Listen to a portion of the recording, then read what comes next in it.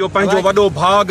यो पंहिंजो वॾो नसीब जो ॿिन्हिनि जहान जे सरदार हुज़ूर फ़ख्रे मौजूदात साहिब सरवर कायनात फ़ख्रे मौजूदात सल्लल्लाहु अलैहि वसल्लम जी आमद जी ख़ुशी में असीं तव्हीं गॾु थिया आहियूं। अल्लाह ताला जो किरोड़े रहमतूं, अल्लाह ताला जा किरोड़े करम, उहो नबी असांखे अल्लाह अता फरमायो जंहिंजे लाइ ख़ुदि ख़ुदा जी ज़ात पाक फरमायो वमा अरसलनाका इल्ला रहमतल लिल आलमीन। ओ मुंहिंजा महबूब, असां तव्हांखे सॼे जहान ला, सॼी कायनात ला, जिन्नन ला, इंसान ला, फरिश्तन ला, मलाइकन ला, नबियन ला, तमाम मखलूकात ला, शजर ला, हजर ला, जमादात ला, नबादात ला रहमत बनाए मोकिलियो आहे। उन रहमत वारे नबी सल्लल्लाहु अलैहि वसल्लम जी आमद में असीं गॾु थिया आहियूं। अल्हम्दुलिल्लाह अल्हम्दुलिल्लाह, अल्लाह जो शुक्र अदा करण ला, अल्लाह ताला जो शुक्र अदा करण ला, अल्लाह ताला जेका असांखे इहा नेमत ॾिनी, इन नेमत जो शुक्र अदा करण लाइ असीं गॾु थिया आहियूं। अल्लाह तबारक व ताला जा किरोड़े करमनि, किरोड़े एहसाननि जो तमाम वॾे नज़्म ज़ब्त सां तव्हां हिन रैली में शामिल थिया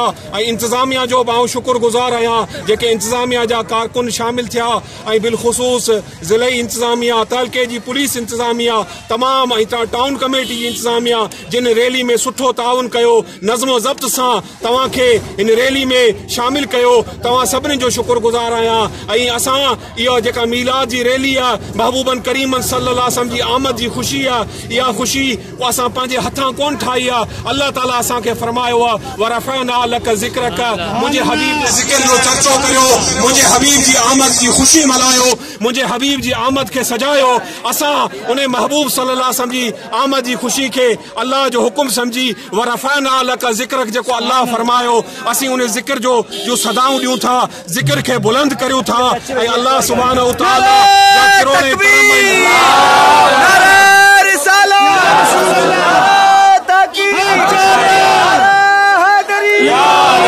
लब्बैक लब्बैक लब्बैक या रसूल अल्लाह, लब्बैक लब्बैक लब्बैक या रसूल अल्लाह, लब्बैक लब्बैक लब्बैक या रसूल अल्लाह, लब्बैक।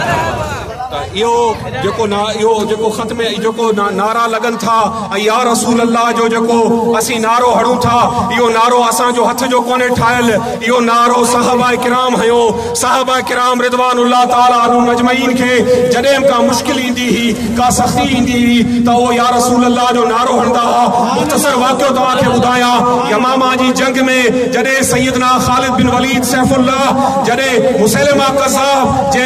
नबूवत जी कूड़ी दावा कई, उन्हें जी सरकूबीला अमीरुल मोमिनीन इमामुल मशारिक वल मगारिब सैयदना अबू बकर सिद्दीक रज़ियल्लाहु अन्हु जे हुकुम ते सहाबा के वठी जॾहिं यमामा जे मैदान ते पहुतो, जॾहिं मुसलमाननि ते सख़्ती आई ऐं काफ़िरनि जो घेरो तंग थियो, ख़त्म नबूवत जे मुनकरनि जो घेरो तंग थियो, सैयदना ख़ालिद बिन वलीद घोड़े ते लही करे हदीस में अचे थो मदीना मुनव्वरा मुंहुं करे चई या मुहम्मदा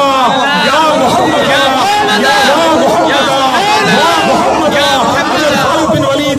या मुहम्मदा या रसूल अल्लाह जा नारा हया, तो उहा जेका शिकस्त हुई उहा फतह में तब्दील थी ऐं यमामा में मुसैलिमा कज़्ज़ाब खे मुर्दार कयो वियो। इहो सहाबा जो नारो आहे। सहाबा ते जॾहिं का मुश्किल ईंदी, जॾहिं का सख़्ती ईंदी त या रसूल अल्लाह जो नारो वठंदा। अञा हिकिड़ो तव्हांखे ॿियो वाक़ियो ॿुधायां, सहाबा सां मोहबत करियो। महबूबन करीमन सल्लल्लाहु अलैहि वसल्लम जा सहाबी, उन्हनि जहिड़ो को आशिक पैदा दुनिया में कोन थींदो। उन जे इश्क तां, उन जे इश्क रसूल तां हज़ारे किरोड़े अरबे खरबे आशिक सदको करिया। उहे महबूब जा सहाबी जॾहिं का तकलीफ़ ईंदी पंहिंजे नबी खे सॾु कंदा हुआ, पंहिंजे महबूब खे सॾु कंदा हुआ। ऐं जॾहिं हज़रत सैयदना फारूक आज़म जे दौर में अमीनुल उम्मत सैयदना अबू उबैदा बिन जर्राह रज़ियल्लाहु ताला अन्हु लश्कर वठी हिकिड़ी जाइ ते काफ़िरनि जो हिकिड़ो शहर हो, हिकिड़ो किलो हो, उन शहर ऐं उन किले जो घेराव कयो। जॾहिं उन सिपह सालार खे सख़्ती आई, जॾहिं तंगी आई, हदीस जा मुस्नद किताब लिखनि था